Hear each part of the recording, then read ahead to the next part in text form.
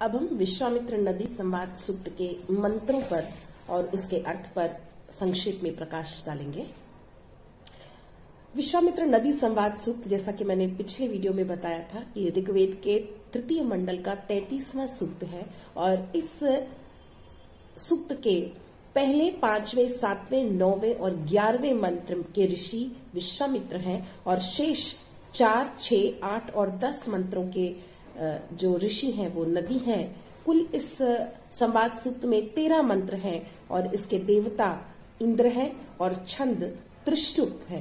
केवल एक 11वें मंत्र में अनुष्टुप छंद प्राप्त होता है।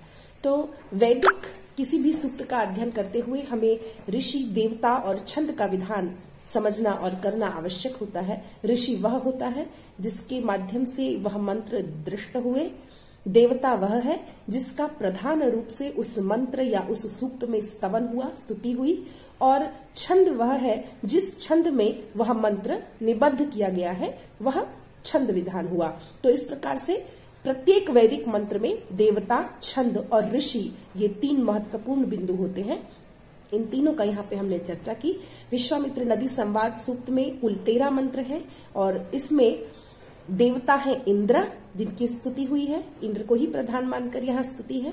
और ऋषि इसके विश्वामित्र और नदी दोनों हैं और छंद त्रिष्टुप और अनुष्टुप प्राप्त होता है। अब यदि इसके प्रथम मंत्र की ओर ध्यान दें तो कहते हैं पर्वता नाम उशति उपस्थादश्वे इव विशिते हासमाने गावेव शुभ्रे मातरा रिहाणे विपाट चतुद्री पयसा जवेते।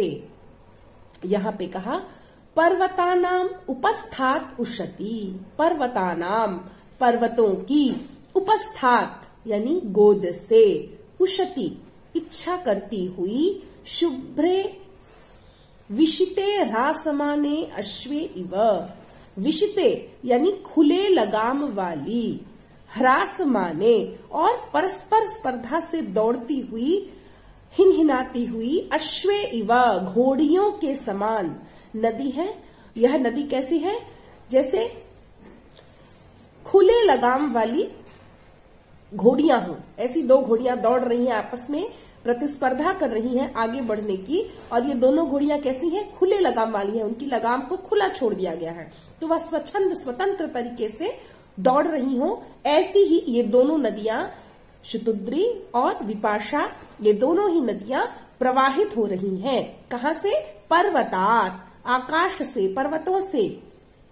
यह प्रवाहित होती हुई पर्वतों की गोद से यह निकलती हुई खुले लगाम वाली घोड़ियों के समान दौड़ती हुई प्रवाहित हो रही है। मातारा रिहाड़े शुभ्रे गावा इव, और जैसे माता जो है, कौन माता? गावा। जैसे गाय जो है वह अपने बछड़े को शुभ्रे सफेद रंग की, कैसी गाय है? सफेद रंग की गाय। और क्या कर रही है वह? रिहाड़े चाटती हुई, अपने बछड़े को चाटती हुई माताओं के समान शुभ्र वर्ण वाली। गावा इव यहाँ पे कहा है। गावा यानी गाय। कितनी गाय? 2 गाय, क्योंकि ये गावा शब्द द्विवचन में है, इसीलिए गायें, 2 गायों के समान। यह जो विपाट और शतुद्री नदियां है, पयसा, पयसा, पयस कहते हैं जल को, पयसा जल के प्रवाह से प्रजवेती, तेजी से बह रही है।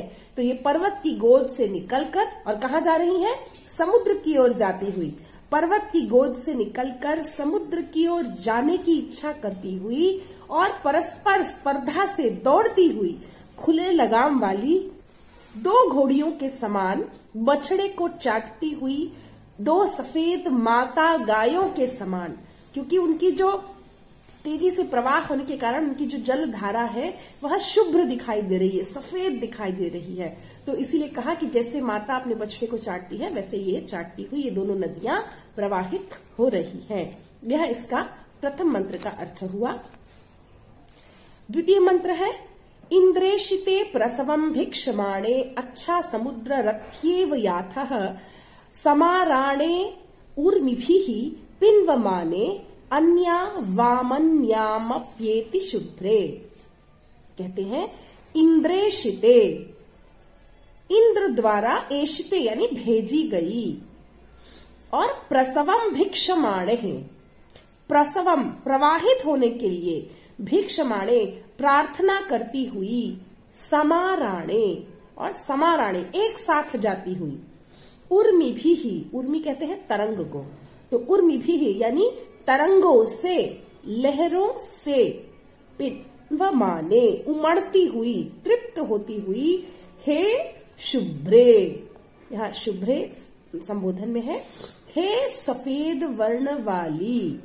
और कहा समुद्रम अच्छा रथ्या इव याथः, समुद्र की ओर दो रथियों के समान याथः जा रही हो, तुम्हारा प्रवाह इतना तेज है और इंद्र के द्वारा तुम बहने के लिए ही तुम प्रार्थना करती हुई तुम समुद्र की ओर जा रही हो। जैसे दो रथी तेजी से भागते हैं वैसे ही तुम भाग रही हो और एक साथ जाती हुई, लहरों से उमड़ती हुई, और तुम दोनों एक दूसरे की ओर जा रही हो। मतलब तुम दोनों का जो जल है वो परस्पर प्रवाहित हो रहा है, दोनों को पृथक पृथक कर पाना संभव नहीं है। वाम अन्या अन्याम अपि एति, दोनों एक दूसरे की ओर जा रही हो। लहरें किसी एक सीधी धारा पे नहीं बहती, हमेशा इस तरह से प्रवाहित होती हैं, एक दूसरे के ऊपर जाती हुई वो दोनों नदियां एक साथ समुद्र की ओर प्रवाहित हो रही हैं।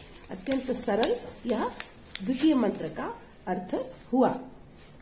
तृतीय मंत्र में कहते हैं अच्छा सिंधुम मातृ तमाम यास विपाश मूर्वीम सुभगा मगन्म वत्समिव मातरा संरिहाणे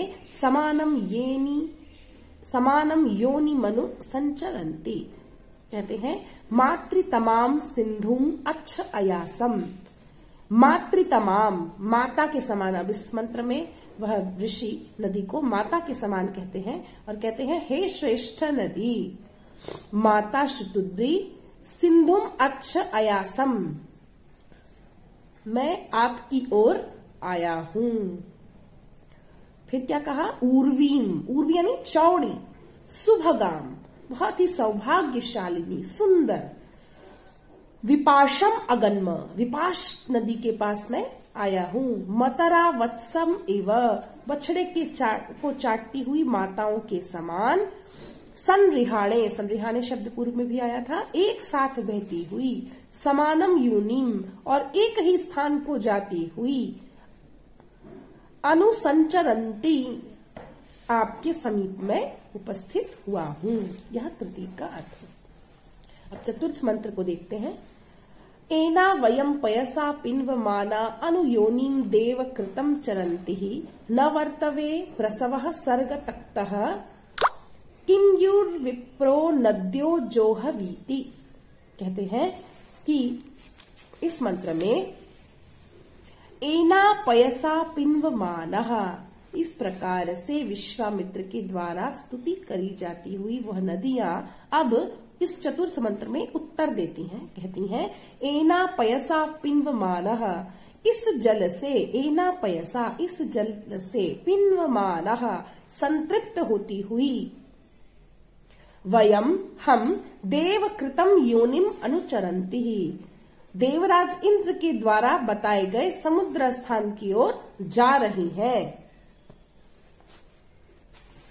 सर्ग तक्तः प्रसवः वर्तवे न, और हमारा जो प्रवाह है वह सर्ग तक्तः बहने के लिए ही है, स्वाभाविक रूप से प्रवाहित होने के लिए ही है। न वर्तवे, रुकने के लिए नहीं। किन्युः विप्रः नद्यः जोहवीति, इसलिए किन्यु किस इच्छा से हे ब्राह्मण तुम बार बार हम नदियों को पुकार रहे हो। क्या इच्छा है तुम्हारी, किस इच्छा से तुम हमें बार बार पुकार रहे हो। यहाँ तक 4 मंत्रों का अर्थ हुआ।